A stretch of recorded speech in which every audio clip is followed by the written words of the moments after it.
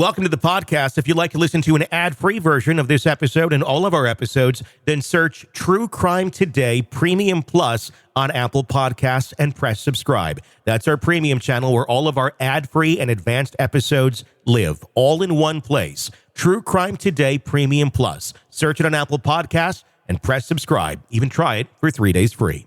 Innocence died with the first shovel of dirt. Welcome to Hidden Killers with Tony Brueski, featuring retired FBI Special Agent Jennifer Coffindaffer.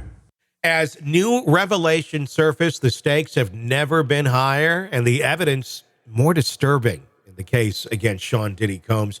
We're talking about a grand jury that continues to reconvene over and over, each meeting revealing deeper and darker truths about the life and actions of a man who has long been revered as a cultural icon. The question now isn't just if, but when we'll see the superseding indictments that could fundamentally alter the landscape of this case. And make no mistake, that likelihood isn't just some far-off legal theory. It's rapidly becoming an inevitable reality. From the start, the investigation has been monumental in scope. Hundreds of warrants executed, a flood of new individuals coming forward with their own horror stories, and mountains of digital evidence. This case is building like a freight train, each new piece making it more likely that Diddy will have to answer to charges that could carry sentences far beyond 20 years. We're talking about crimes that allegedly stretch into realms of organized abuse and human suffering on a scale few could even fathom. And as the grand jury continues to work, it's becoming clear that the case will not simply fade away. It's a legal storm that Diddy's defense team, no matter how formidable, may not be able to weather. What's striking and frankly horrifying is the psychological and physical devastation reportedly inflicted on numerous victims, some of whom are minors.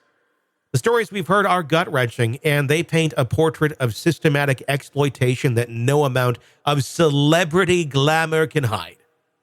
The idea that this case could even be delayed even further, dragging victims through more emotional turmoil, is hard to stomach, yet here we are with a tentative trial date that could easily be pushed back even further. The weight of the evidence and the sheer number of accusers makes the plea deal seem almost laughable. Why offer leniency when the damage is so widespread, so incomprehensibly brutal? We're at a pivotal point. The coming weeks could reshape everything we thought we knew about one of the most influential figures in music and entertainment. This case isn't just a scandal, it's a seismic shift in how we understand celebrity accountability and the deep, dark underbelly of fame. Joining me to discuss, Jennifer Coffindaffer, retired FBI Special Agent. Jennifer, welcome. What's the likelihood that we're going to now be seeing superseding indictments as the grand jury continues to reconvene over and over here?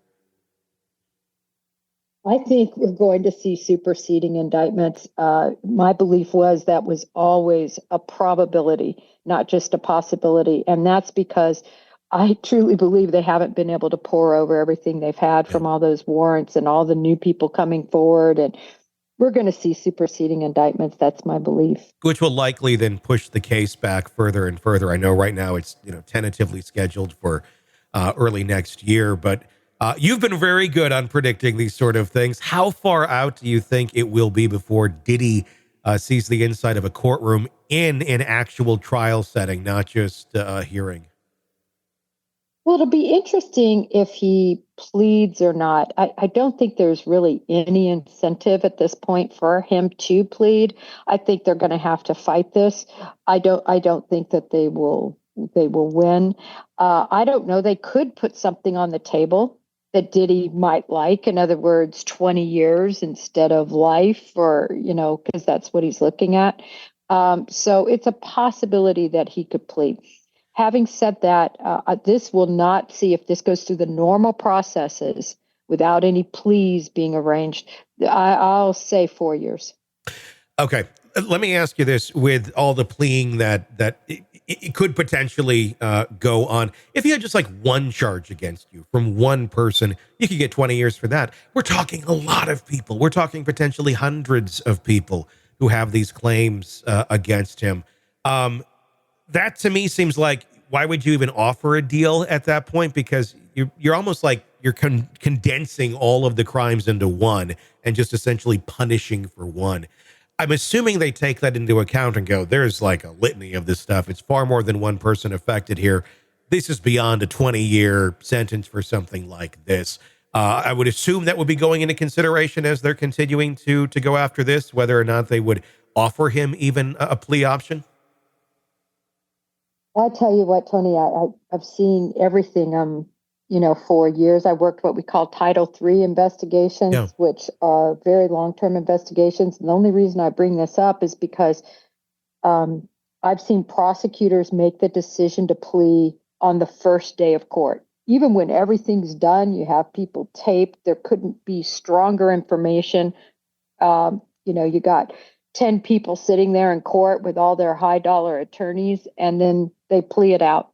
Yeah. So it's very disappointing to the agents because the agents work so hard on these cases and they're invested and they're sickened.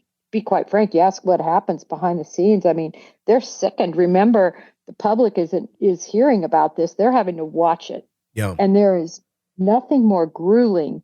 And we all had to do it, is sitting there watching child pornographic videos and pictures one after another, because, that's your job. And then when a prosecutor then says, that's okay, in the interest of money, of time, of moving on to the next person, they're willing to take 20 years, done. We're going to do it. So I think plea deals are always possible. I've witnessed that, unfortunately. Yeah, I mean, they're always possible, but I mean, something like this, is it likely? I mean, I know it can go any way. Probably, it's up to the DA and the prosecutors, and this is whether or not they're going to offer it, but they don't have to offer it. They could look at this and go, no, it's too dark, no option for you, right? They can. And it honestly really depends on that prosecutor and that prosecutor's office. Not the assistant United States attorney, although he's very important because he's the main one in charge of that case, but really the U.S. attorney.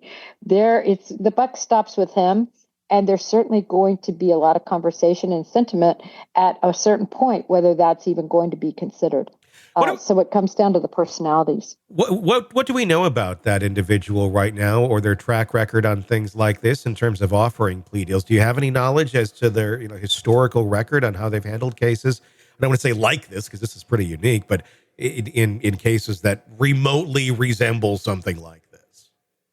I have not looked at their track record, but I always caution because remember, a U.S. attorney is appointed. And so U.S. attorneys change when political climates change. I've had amazing U.S. attorneys in, and then there's a presidential election, and then they're out. Yeah. So they are ever changing. So it depends on so many factors.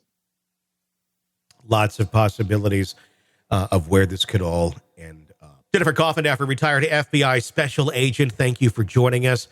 As we close this coverage, this segment on Sean Diddy Combs, it's not simply about isolated incidents or poor judgment or misconduct. We're far beyond that.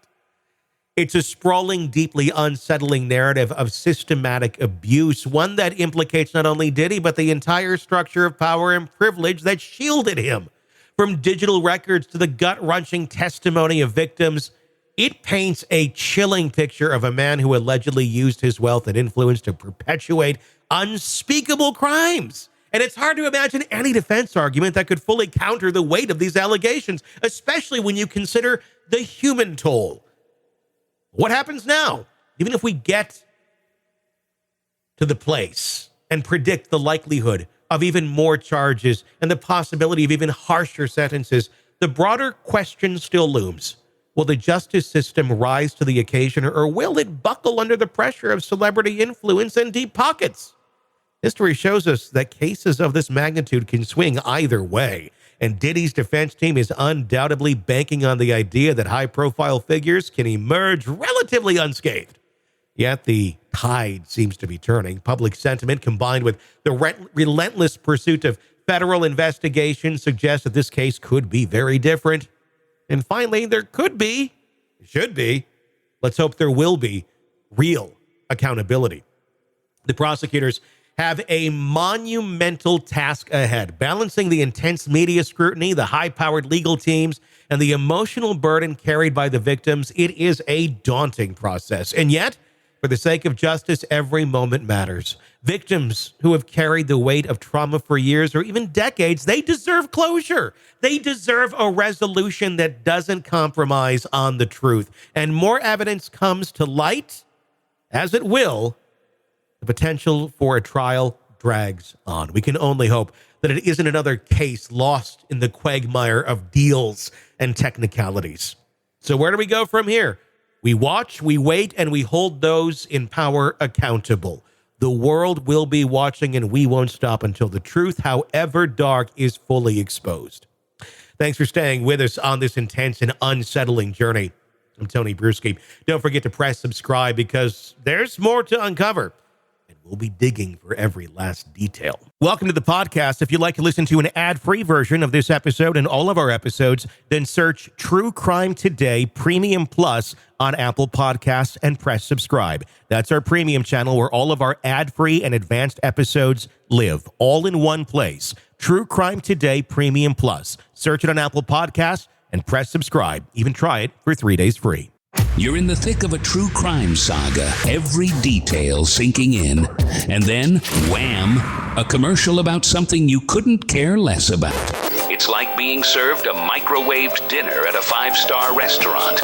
But it doesn't have to be this way. Go for True Crime Today Premium Plus on Apple Podcasts.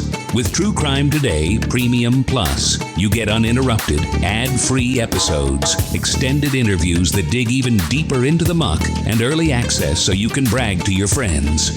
It's like ordering the secret menu at a crime buffet. So, search for True Crime Today Premium Plus on Apple Podcasts, subscribe, and savor every twisted detail without interruption.